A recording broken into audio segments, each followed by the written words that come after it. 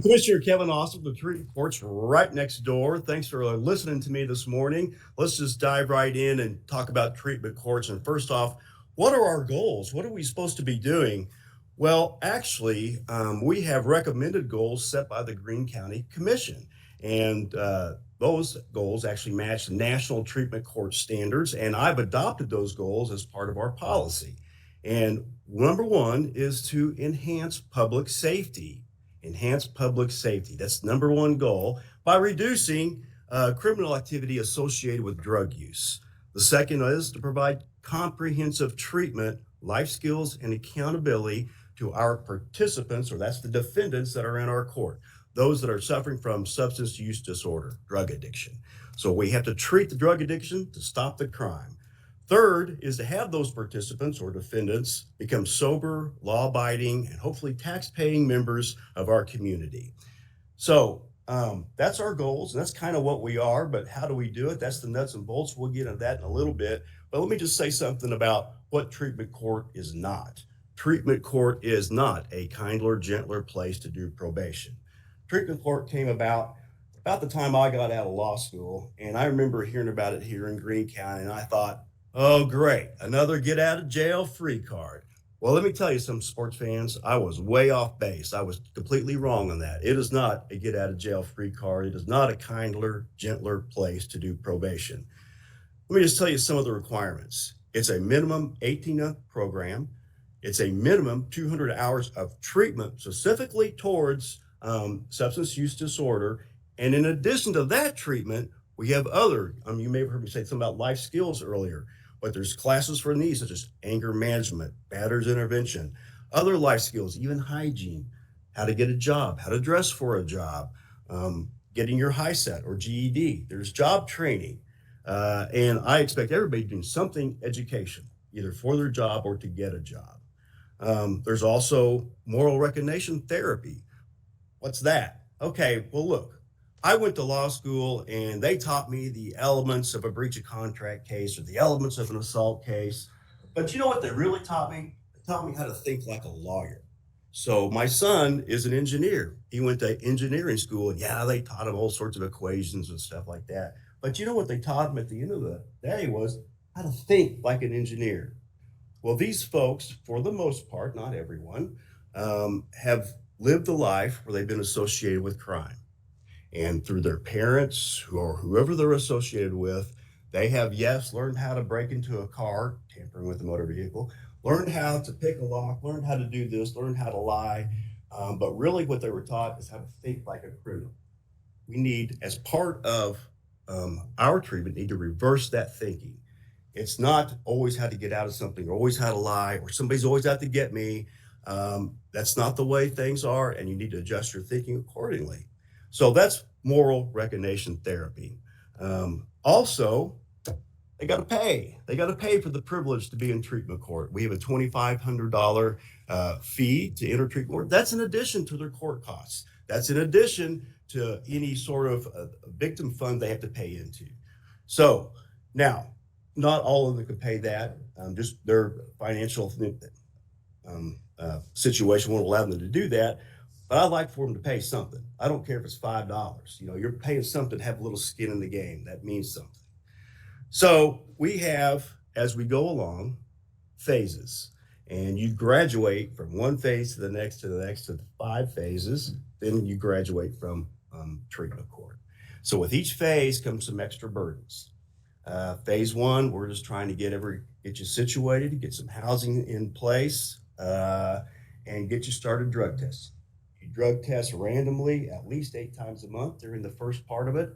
You come to court twice a month. You meet with your PO probably twice a month. You go into treatment or an NA or an AA or some sort of outside group, support group, at least usually daily in the beginning. And then it goes down from there. So as you get better, you progress better, you have more clean time, you have less things you have to do in treatment court as far as within us. Still have to have your outside groups. So, and I mentioned clean time. So let me just talk a little bit about that. Recovery is not just non-use. It's non-use, not using drugs is an essential part of recovery, but it's not the only thing in recovery. We have all this other, the new thinking, a job, education, how to behave in society. That's all part of recovery. It's accepting what you've done, admitting what you've done, and moving on. That's also part of recovery. So, in our treatment courts, in our men and women's drug court, these numbers are very fluid. Just yesterday, I graduated somebody, and just yesterday, I told the sentencing judges 3 others would be acceptable participants in our court. So these numbers fluctuate all the time. About 108 in our drug court, men and women. About 35 in our co-occurring disorder court. That is somebody who not only has a substance use disorder, drug addiction, but also has DSM diagnosis of a mental disorder. DWI court has about 105, and Veterans Court have about 116. So a little bit more on the numbers. The state of Missouri recidivism rate. You commit a crime, you get caught, you get convicted, you get punished. The likelihood of that person committing another crime is 43.9%. In drug court, it's 6.9%. In DWI court, it's 2.5%. That's after the first year. Yeah. So, and I'm sitting up here saying thank you. You know, I don't do the heavy lifting in treatment court. It's all my team, the treaters and actual participants. They actually do the heavy lifting. So I better give that out. In the last 5 years, average, we've collected about $380,000 in fees. So that does not pay for drug court totally in any sense. It costs a lot more. But at least they're paying something towards it. And I think that goes to help when we come to the Greene County Commission and the Missouri House of Representatives and sit in the governor and ask for money. So let's talk a little bit about addiction and the effect of drugs on the brain. You know, what happens when someone gets high? Well, the brain releases dopamine. What happens when we watch the Chiefs play in the Super Bowl and win? The brain releases dopamine. When we have a great steak dinner, the brain releases dopamine. We enjoy that. Okay, so drugs and alcohol and enjoyable events, they all result in dopamine being released in your brain. But when you take when one takes heroin versus having a great meal, heroin releases 10 times the amount of dopamine than having a great steak dinner or watching the football game. So the brain will always adjust. The brain and the body are always seeking equilibrium. So when for some reason the brain is forced to trigger to release more dopamine, heroin, the brain will react and release less dopamine. So now to get the same high, you don't have 3 beers won't do it. Well, it'll take 12 beers. A little bit of heroin won't do it. A lot of heroin will do it. Same with meth. Because the brain is releasing less dopamine, so the person has to take more drugs to get more of that dopamine produced so they can get the same enjoyment, the same high. The result of that is, you know, they don't reach these highs like they used to anymore. Instead, the hangovers from all the extra drugs have put them down here, and now they're trying to take the meth or whatever just to get back to normal, and maybe even more to get the high. And also, what happens is the normal things in life that used to bring you joy, football game, meals, sex, don't bring you joy. You gotta have that meth with it, or it ain't going to bring you any joy, because the brain is now reacting and not releasing any the dopamine that it used to. So the long-term effects, let me just sum this up. So with these folks, there's no joy outside of drugs. Okay. Now, the drugs also have a long-term effect on the brain. The brain actually shrinks. The shrinking affects the limbic system. The limbic system is part of our brain that regulates emotion, behavior, motivation. People with substance use disorder don't have the natural feelings, and their behavior seems illogical, and their motivation in life is determined by their addiction. I mean, when we hear people talk in court, we often say, hey man, that's the addiction talking right there. Hear it? That's the addiction talking. And so they don't think like people that are not addicted. They think differently. And this is probably terrible science, and it's not science, but it's my way of understanding it. The drug has come in there and rewired your brain. What used to be connected here is now connected here, and what used to be connected over here is over here. It's completely rewired, and it's a chemical change. It's a physical chemical change that has occurred in your brain. So the frontal cortex, part of the frontal lobe, is also affected. That's cognitive capacity. The frontal lobe as a whole is affected, which means the person's ability to make logical decisions and choices is affected. Their ability to determine right from wrong is affected. That's how an addict can move in with mom, steal her jewelry, and take it to a pawn shop and not feel that bad about it until after they come off the drugs. Um, but there is good news. The brain can heal. The brain, if you stop taking the drugs, have clean time, the brain will start to rewire itself. The brain will, again, affect change like it does when it like the brain changed it when you start taking the drugs. The brain will change when you stop. Now, does it mean that person will always get back to 100%? Not always, but there is absence is practiced. In the science world, significant volumetric and neurochemical recoveries can be achieved after only a few weeks of abstinence. So that's why recovery is not just stop taking the drug. Recovery is also is now all of a sudden I stole mom's stuff and I sold it is now part of recovery. You have to deal with that. You have to face that, you know. So how does one get into treatment court? Well, we rely on defense attorneys and prosecutors and the other judges over there to initially see if someone might be a good candidate. Treatment court, drug court's not for everybody. It's for those that could meet those goals that the county commission has set and the national standards have set. If we can positively change the substance use disorder, cure the substance use disorder, if you want to say, the crime will stop. Those are the ones we're looking for. So if the defense attorney and the prosecutor and the judge says this guy or this lady just might be a good fit, they send them to us, and pre-trial then has a test, if you will. We call it triage, and it's an assessment to see if they would be. Then we look at part of that assessment then is graded by a computer, and I look at part of it, and then I report back to the attorneys and the judge say, yes, this lady would be a good fit. And so then they get sent in, if that's what the sentencing judge believes is appropriate. And so what it is there's usually a sentence, 5 years, tampering with a motor vehicle, but you're going on probation. One of many terms of probation would be successful completion of treatment. So then they come into court as a requirement of their probation. And if they fail on that requirement, then their probation gets revoked and they have to do their backup sentence to 5 years. So they come to us day one, typically, not always, but typically hot mess. They're high, they're disheveled, they're disoriented. They still have the same friends they've always had, of course. They don't know where to go or what to do. And so here we go. Okay, great. First thing you do is you start taking UAs, all right? A drug test. And okay, so what if they test positive? We expect them to test positive, okay? They have a substance use disorder. It's okay. Treatment court is not treatment court is not a zero tolerance court. We're looking for progress, not perfection here. So what is progress in the beginning? Being honest with us. Yeah, judge, I used last night. What'd you use? Okay. And so, or I messed up, or yeah, I got a buddy came out of prison and we got high, be honest with us because we can't help you if you're not being honest with us. You wouldn't go to your doctor, I hope, and have a real big eye problem and then lie about it and say you got a foot problem. Okay, let's just be honest with us and we'll take it from there.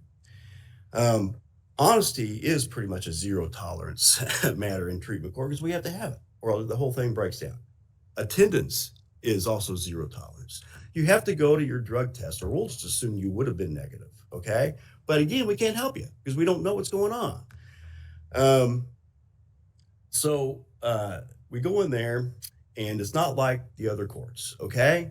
So what do these newbies see when they go in? And typically, I have a first come, first serve. You're the first one to sign up the sheet. You're the first person I'll see. Newbies I like to put back in the back a little bit. And I want them to see how we interact with these because we actually have a team. I mean, it's not just me. I have the treatment providers are there. I have a probation officer there. Of course, I have a prosecutor there. And I may have some others from Burl there. And we all, before court, do what we call staffing, where we meet and talk about each individual that's coming through that day. And then when it's time of that day, this is what the newbies will see. They'll see this person coming up and they'll see serious matters addressed, not just, have you been to all your drug tests? Have you done this? Certainly that's part of it, but that's not the only thing. Okay. So serious matters are addressed. I'm having trouble with my girlfriend, wife, boyfriend, family, job, whatever. So let's talk about it. I get to know them and we get to know them pretty well. Names of their dogs, their children, I have a big hearing to see if I can see my children again, that kind of thing. But these newbies also hear laughter and we joke and, these guys and ladies oftentimes enjoy coming to court because they're doing good.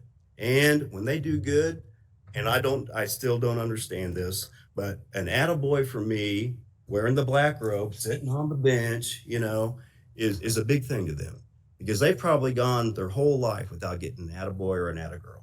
Haven't done a lot to deserve an attaboy or attagirl, I'll grant you that, but they've probably gone their whole life not getting a single one. It means a lot to them that a person of authority, not Kevin Austin, but the black robe, recognize what they're doing and is proud of them and proud of what they're accomplishing in treatment court. They see the newbies also see rewards. Hey, I give out little $5 cards to go to McDonald's. They can buy themselves a coffee or a hamburger or whatever. And, that has been done in treatment court. And it just reminded me of, the old Green Bay Packers and Vince Lombardi. There might be a few people that know the guy's name, Vince Lombardi, but they were a championship football team. And on Monday after Sunday's game, they'd have a team meeting. They go over everything. And Vince Lombardi would give out 2 rewards, one to the offensive player of the week and one to the defensive player of the week. These guys are playing in the NFL, making not as much as they're making now, but making all kinds of money. And the reward was, coach getting his wallet, $1 bill.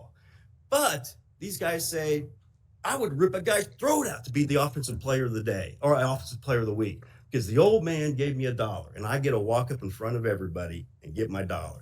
That's the same thing here. I mean, we clap, we applaud, we say great job.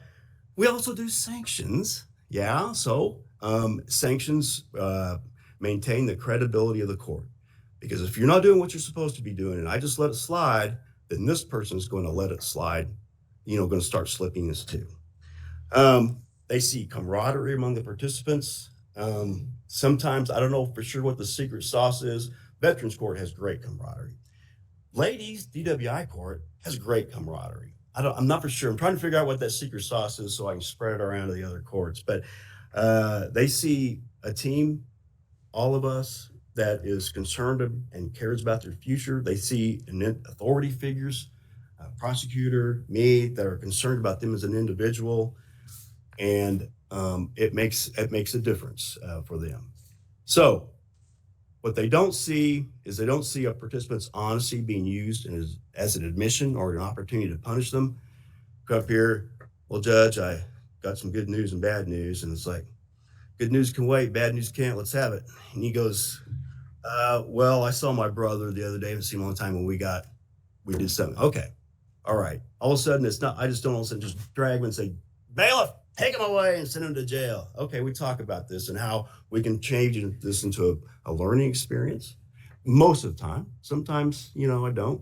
But they also may see, yeah, that happened a month ago and I've been hiding it from you all this time. I thought I'd get away with it. I just got lucky that the drug test didn't come up and it got out of my system. It's like, oh man, okay, that's deception. That's criminal thinking. That's not what we're doing in here. Then you might see the bailiff take him away for a day or two. So, what we see, kind of beyond the numbers is, reduction of crime, reduction of foster care. It helps ensure child support payments. My guys start making child support payments because they finally got a job. Oh, and a bank account. They haven't had a bank account in years, if ever. We reduced the number of babies born prenatally exposed to drugs. We reduce prison population, reduce crime. Participants pay taxes. We hope so. And it all adds up to, according, at least the belief in our government, that we save a lot of taxpayer dollars. So one last thing, and then if you guys have some questions, we have our circuit clerk here, Brian Feemster. So if you have, and our court administrator, Kylie Young. So if you have easy questions, please direct them my way. The other ones go back to them. Let's talk a little bit about marijuana. Okay, the biggest chunk of the Missouri Constitution is devoted to marijuana. It's like, this big a difference. And so, do you allow marijuana in treatment court? Hey, we do not. That is one of the zero tolerance, no marijuana. And I know that people have spoke. They spoke, and it should be, medical marijuana, which, by the way, no doctor can prescribe it because it's against federal law. And I'm certainly not going to condone anything that violates federal law. So, and it's not really a prescription. It's patient self-subscribing, patient self-prescribing, and patient self-monitoring. But, this is just anecdotal evidence, but when this first passed, I had several participants talk to me after court and sometimes in court, and they're like, "Hey man, Judge Osmond, what are you going to do? Are you going to allow marijuana? Because I'm just telling you, if I use marijuana at 10, I'll be hitting meth by 5. I mean, that ain't going to be high enough for me. I got to go. Once I get started, I'm going to go." And I'll also tell you something else. If I'm sitting here and, I'm doing all that I have to do to maintain a sober life, and this guy next to me is smoking pot 24/7, what's the use? I'll just do my backup and get me out of here. That way I'll just come out of prison and I'll get high. So I heard that several times, and it just made me think, marijuana, some people say, can be an exit drug. Maybe it can in certain situations, but it can't be an exit drug in treatment. I think it would actually destroy all the good things that we're doing. So I said one more thing. I don't know we have any. Shout out to Missouri Legislature, our governor, and our Greene County commissioners for funding treatment court. We greatly appreciate it. Now, questions. Anybody? Yes, sir. General comment. Yeah. Hearing the summary is very inspiring and very nice, but to be in it on a day-to-day basis, I don't know how you do it. Oh, I appreciate it. My question is, what's your graduation rate, and what does that rate mean to that number? Kylie, I need to know that number. It's probably 70-30 graduation versus revocation. What do you think of that number? That's about right. Yeah. I mean, look, as far as, I don't want to get too wild here, but treatment court, they call it the court of second chances. It's not. It's the court of second, third, and fourth chances, okay? Because they typical addiction is like a 20-some year life. So they've been using drugs and abusing drugs, for 20 years. By the time they get here, they're going to make mistakes. They didn't get here overnight. They're not going to get out overnight. So I'm slow to revoke them. But at some point, the court loses its credibility, and I just got to cut them loose. Would any of these people clean themselves up on Might. I actually have, I revoked a guy, and I mean, we worked with him. His first name was Jermaine, and he's come by the court a couple of times. I sent him to prison. Look, I'm a commissioner. So when I revoke somebody, my order has to get then signed by the sentencing judge. But we say I revoke. So I sent him to prison, and he did 2.5 years on a 5-year sentence, come out, and he says he's been clean ever since. And he looks clean, and he's got a job. So yeah, it's possible. It's possible. Hey, let me up that. Very possible they can do that because a lot do,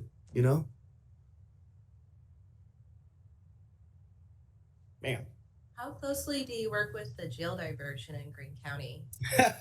So we're a form of jail diversion, I think, in itself, because that's part of what we're here to do is to reduce the jail population. So we don't have a lot of interaction. I know they had a sim training. I did go to that. And so pretrial, though, works with us as far as they're the ones that screen our participants. Right. Anything else? Yes, sir. An example of your best content that you have. Oh, and this is more than one. Get a job, get promoted, handle money for the company. You know, that's a big thing for a felon, you know. Give jobs to fellow participants. And then after that, start their own. I have one person start their own sober living facility. And I've had several become peer support. Those are folks that have gone through substance use disorder and are in recovery. You're in recovery for the rest of your life, you know. And so they then may work for pretrial, may work for one of our treaters or something like that as a peer support specialist. So we've seen a lot of that, actually. Guys, thank you very much. I appreciate it. Hope you all have a great day.